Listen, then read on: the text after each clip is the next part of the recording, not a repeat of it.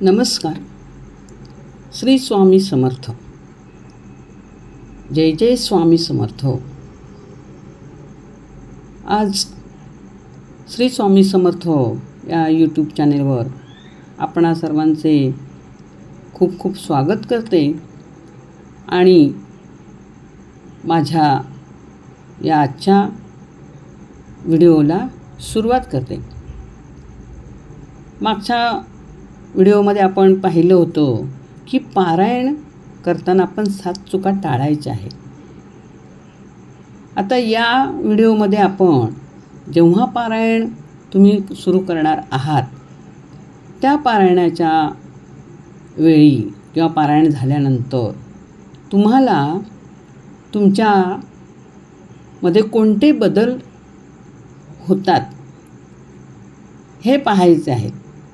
पारायण सुरू केल्यानंतर काही दिवसामध्ये आपलं मन शांत होतं. आपण विचार करायला लागतो किंवा आपले विचार बदलतात. आपल्याला काही सूक्ष्म असे अनुभव यायला लागतात. पण हे अनुभव म्हणजे चमत्कार नसतात तर ते आपल्या अंतर्मनात घडवून आणणारे आध्यात्मिक बदल असतात. अशाच आपण या बदलांविषयी आज पाहणार आहोत किंवा चर्चा करणार आहोत. आता पारायण आपण जेव्हा सुरू करतो किंवा काही पारायणांनंतर आपल्याला अनुभव यायला लागतात, काही बदल आपल्यामध्ये घडायला लागतात. तर कोणते बदल घडतात? आपलं मन शांत व्हायला लागतं. हा पहिला बदल होतो. म्हणजे आपल्या मनामध्ये पूर्वीच्या चिंता, काळजा, ताणतणाव, अस्वस्थता, चंचलपणा अशा गोष्टी असतात. पण जेव्हा आपण हळूहळू आपले पारायणाची सुरुवात होते किंवा हळूहळू आपलं पारायण वाढत जातो तसे आपलं मन शांत व्हायला लागतं. त्यानंतर आपल्याला आपल्या चुकांची जाणीव होते. आपल्याला सवय असते की आपण दुसऱ्यांचे दोष शोधण्यात पटाईत असतो. म्हणजे हा आपला गुणधर्म आहे माणसाचा. मग आता या पारायण सुरू केल्यानंतर काही पारायणानंतरच आपल्यामध्ये हा बदल घडतो की आपली चूक काय आहे हे आपल्याला कळतं. इतरांचे दोष पाहण्याऐवजी स्वतःच्या स्वभावातल्या उणिमा किंवा दोष, चुका हे आपल्याला कळायला लागतात. म्हणजे हीच आध्यात्मिक प्रगतीची सुरुवात असते हे समजायला काही हरकत नाही. त्यानंतर पुढचा बदल काय होतो की आपण जी काही प्रार्थना करतो किंवा पूजा अर्चा करतो ती मनापासून करायला लागतो. आपलं मन जास्तीत जास्त त्याच्यामध्ये गुंतायला लागतं. किंवा आपण जेव्हा एखाद्या वेळेला आपल्याला कमी वेळ असतो किंवा वेळही नसतो आपल्या कामामधून, तेव्हा त्याची आपल्याला मनापासून करावं असं वाटतं. मनापासून करण्याची इच्छा होते. हा सुद्धा एक वेगळाच बदल आहे. ओठांवरील शब्द कमी होतात पण आपल्या हृदयामध्ये त्याची भावना वाढते. म्हणजे त्याची गोडी लागते म्हणायला काही हरकत नाही. त्याचप्रमाणे आपल्या मनामधला जो राग असतो तो कमी व्हायला लागतो. किंवा एखाद्याविषयी वाईट भावना आपल्या मनामध्ये असते किंवा एखाद्याविषयी द्वेष असतो तो कमी व्हायला लागतो. काही होतं आपल्याला एखादा कोण बोलला की आपण लगेच क्षणात त्याला प्रतिक्रिया करतो. तर ही जी क्रिया आहे ती कमी व्हायला लागते. म्हणजे संयम आपल्या जीवनामध्ये वाढायला सुरुवात होते. ही सुद्धा काय आहे? आपला स्वभाव बदलण्याची ताकद आहे. त्याच्या पुढचा एक आणखीन काय बदल होतो तर आपण सत्संगाकडे वळतो. आपल्याला चांगल्या विचारांची गोडी निर्माण होते. चांगले ऐकावं, चांगलं बोलावं, चांगलं वाचावं अशी आपल्याला सवय निर्माण होते. म्हणजे आपला आपोआपच बदल होत असतो. आपण बदलत असतो. आपले मन बदलत असते आणि नवीन नवीन चांगल्या चांगल्या ग्रंथांचे वाचन आपल्याकडून होते किंवा नामस्मरण होते किंवा नवीन नवीन संतांच्या गोष्टी आपल्या कानावर पडाव्यात असे आपल्याला वाटते. हा सुद्धा आपल्यामध्ये या पारायणामुळे घडून येणारा बदल आहे.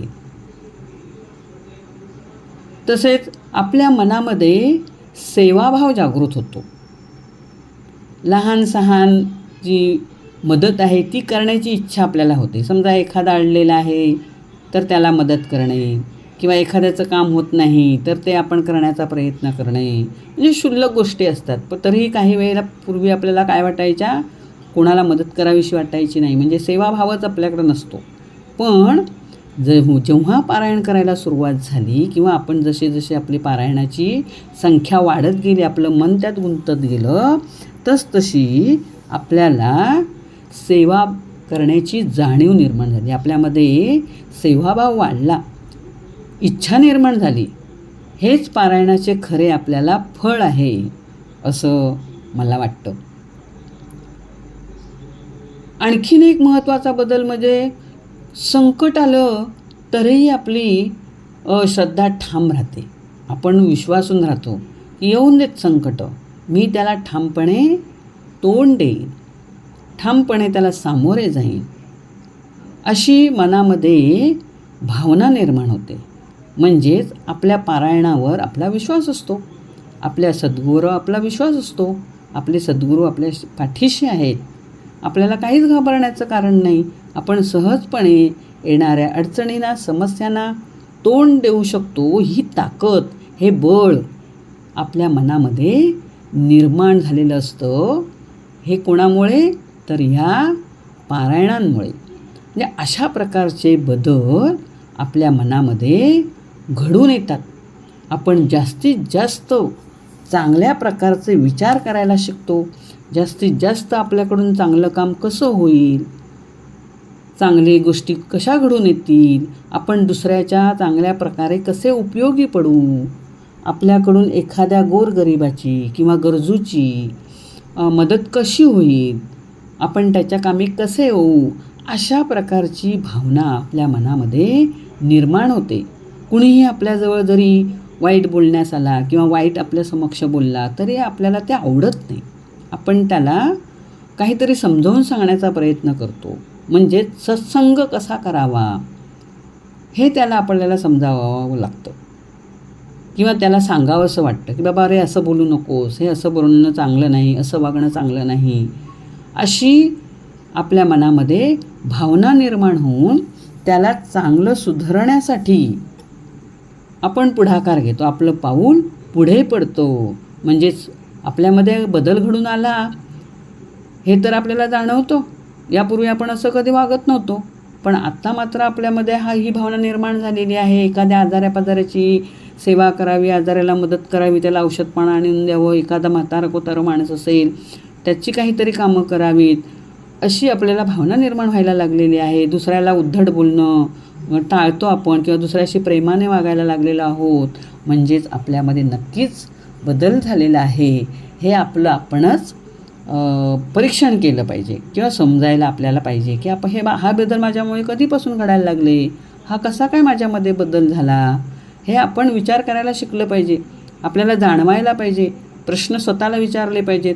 काल मी अशी वागले, आज मी अशी वागले, म्हणजे माझ्यामध्ये काहीतरी कालच्या वागण्यापेक्षा आजचं वागणं जरा वेगळं आहे. याची जाणीव आपल्याला होणं म्हणजेच खरोखरच आपल्यात बदल घडत आहेत असे मानायला हरकत नाही. मग अशा प्रकारचे जर संकेत तुम्हाला मिळाले तर खरंच तुम्ही तुमचं पारायण अगदी श्रद्धेने करताय असं आपल्याला म्हणायला काही हरकत नाही. म्हणजे अशा प्रकारच्या पारायणांमुळे आपल्याला चांगल्या गोष्टी आणि चांगले अनुभव यायला सुरुवात होते.